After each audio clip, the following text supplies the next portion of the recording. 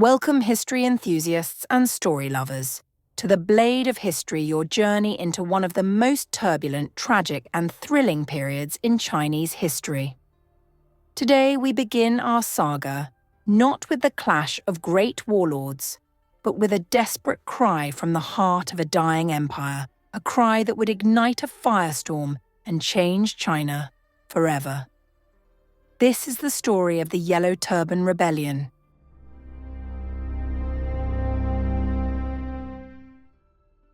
To truly grasp the monumental upheaval of the Yellow Turban Rebellion, we must first step back and understand the grandeur of the Han Dynasty and the deep rot that had set in by the late 2nd century AD. For nearly 4 centuries, the Han presided over a golden age for China, an era that fundamentally shaped Chinese civilization. Imagine a vast, unified empire stretching from the Korean peninsula in the east to the deserts of Central Asia in the west. This immense territory was governed by a sophisticated and increasingly centralized bureaucracy, staffed by educated officials who were students of Confucianism and who adhered to principles emphasizing duty, social harmony, and hierarchical order. Under Han stewardship, China experienced periods of internal stability and economic prosperity. The legendary Silk Road truly flourished, transforming into a vibrant artery connecting China not just to its immediate neighbors, but to the distant empires of Parthia and Rome. Along this network flowed not only precious silks and goods, but also revolutionary ideas, religious beliefs, and cultural practices, enriching all civilizations it touched. Internally, great public works, including roads and canals, helped unify the empire and facilitate trade. Culturally, this was a period of immense creativity. Philosophy and literature thrived. Science and technology saw remarkable advancements, the invention and spread of papermaking being a prime example, revolutionizing the storage and dissemination of knowledge. Indeed, the Han Dynasty was so influential that the majority ethnic group in China to this day refers to themselves as the Han people, a testament to the era's enduring legacy. At the heart of Han legitimacy was the ancient concept of Qianming, the mandate of heaven. This profound idea held that the emperor ruled not by mere birthright, but by divine sanction granted due to his virtue and his ability to ensure peace, justice, and prosperity for his people. If an emperor and his government upheld these duties, heaven would bless their reign with stability. But if corruption festered, if injustice prevailed, and if the people suffered unduly, these were seen as signs that the ruling dynasty had lost heaven's favor. The mandate could be withdrawn, and rebellion in such circumstances could even be seen as justified. By 184 AD, the signs were ominous. The once glorious Han Dynasty was in steep decline. The imperial court at Luoyang, far from being a beacon of wise governance, had become a viper's nest of factionalism and corruption. A key source of this decay was the immense power wielded by the court eunuchs. Eunuchs, castrated male servants, had initially served in the imperial harem. Their unique status, unable to father children and thus, in theory, having no family ambitions to compete with imperial interests, meant they often gained the deep trust of emperors. This proximity gave them unparalleled access and influence. Over generations, they leveraged this into real political power, controlling access to the emperor, manipulating edicts, appointing allies to key positions, and amassing vast personal fortunes through bribery and the sale of offices. By the reign of Emperor Ling, a powerful clique known as the 10 Attendants effectively formed a shadow government, shielding the emperor from grim realities and enriching themselves at the state's expense. Emperor Ling himself was a figurehead of this imperial weakness. Ascending the throne in 168 AD, he displayed little interest in the arduous tasks of governance, preferring the splendors of his harem and personal enrichment. His most notorious contribution to the dynasty's decline was the institutionalization of selling official posts and titles.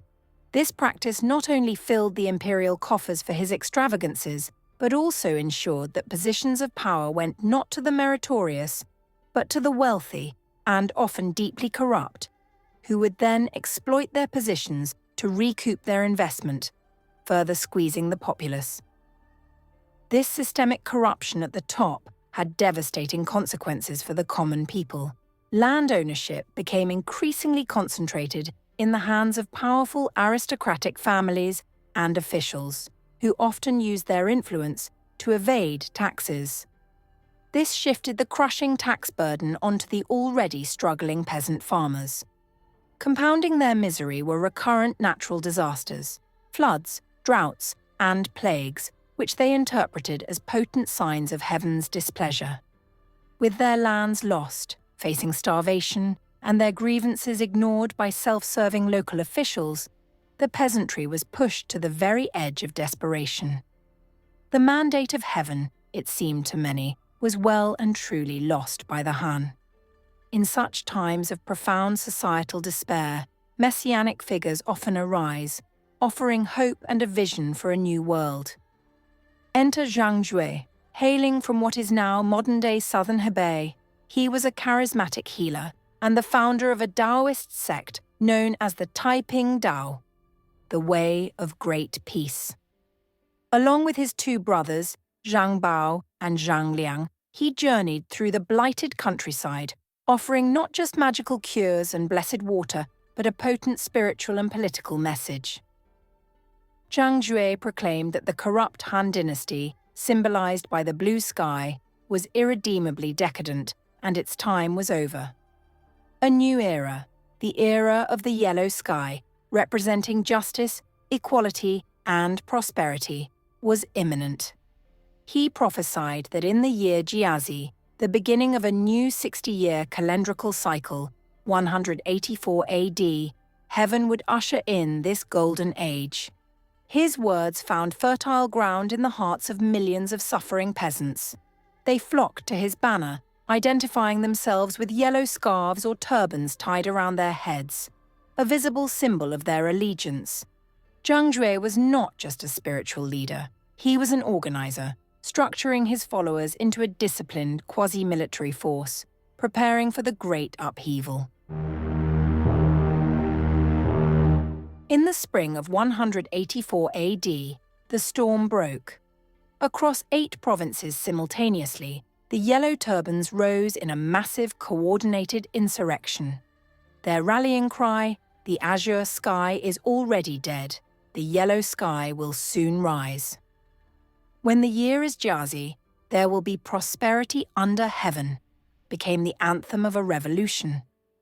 This was no mere peasant uprising. It was a meticulously planned rebellion that caught the Han authorities by surprise.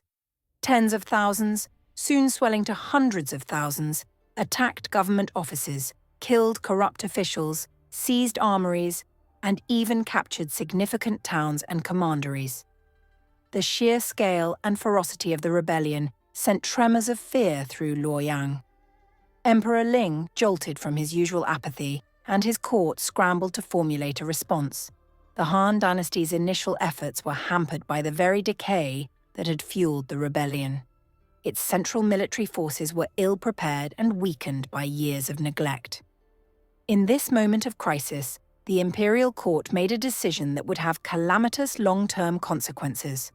While they appointed respected generals like Huang Fusong, Zhu Jun, and Lu Ji to lead the main imperial armies against the rebellion's core strongholds, they also issued edicts granting provincial governors and influential local magnates the authority to raise their own troops and deal with the Yellow Turbans in their respective regions. This delegation of military power was a double-edged sword. On one hand, it allowed for a more flexible and rapid response to the widespread rebellion. Men who would later carve their names into legend, a young, ambitious cavalry officer named Cao Cao, a descendant of the imperial house rallying local volunteers, Liu Bei, and the fierce southern warrior Sun Jian, all gained vital military experience and began to build their personal power bases during these campaigns. The fighting was intense and brutal. The Yellow Turbans, driven by apocalyptic fervor, fought with desperate courage. The Han forces, often better disciplined and equipped, responded with grim determination. Major battles were fought, and the tide slowly began to turn against the rebels, especially after Zhang Jue himself died of illness during a protracted siege. His brothers, Zhang Bao and Zhang Liang, were eventually defeated and killed, depriving the rebellion of its central leadership. By the end of 184 AD and into the following year, the main organized forces of the Yellow Turban Rebellion had been crushed. The Han generals had achieved a hard-won military victory. On the surface, the dynasty had survived its most severe internal challenge in generations. But this victory came at a terrible price, and its resolution was deeply flawed. While the principal rebellion was broken, remnants of Yellow Turban adherents and other opportunistic bandit groups continued to resist, plunging many regions into years of low-level warfare and banditry. The human cost was immense, with millions perishing from fighting, famine, and disease. Vast tracts of fertile land lay devastated, disrupting agriculture and exacerbating social instability. More critically for the future of the Han Dynasty, the strategy used to defeat the Yellow Turbans proved to be a disastrous long-term decision. The decentralization of military power, the authorization for provincial leaders to raise their own armies, irrevocably altered the political landscape of China. These provincial governors and powerful local families, having built up substantial military forces loyal directly to them, were now major power brokers in their own right. They had tasted autonomy and command, and the weakened central government in Luoyang lacked the strength or will to effectively disband these private armies or reclaim the authority it had surrendered. The Han Dynasty had, in effect, traded one existential threat for another. It had suppressed a massive peasant rebellion, but in doing so, it had legitimized and empowered the very men who would become the warlords of the next generation. The empire was no longer a centrally controlled entity. It was fracturing into a mosaic of semi-independent regional power bases. The Yellow Turban Rebellion, though ultimately a failure in its own aims to establish a yellow sky, had fatally wounded the Han. It had exposed the dynasty's weakness, shattered its prestige, and, most importantly, created the conditions for the decades of civil war that would follow. The immediate crisis of the Yellow Turban Rebellion had passed, but the empire was left profoundly scarred and dangerously unstable. The authority of Emperor Ling and the central court was severely diminished. The men who now held real power were those with armies at their command, scattered across the provinces. What would happen when their ambitions clashed, or when new turmoil erupted in the capital itself? The stage was set for the next act in the fall of the Han Dynasty. Join us next time on The Blade of History as we explore the deepening intrigue at the imperial court following Emperor Ling's death, and witness the arrival of a brutal warlord whose actions would plunge the capital into terror and unite the regional powers in opposition, the formidable Zhang Jue. If you enjoyed this episode, don't forget to hit the like button. It really helps us out. And subscribe for more deep dives into the epic history of ancient China. New episodes every week.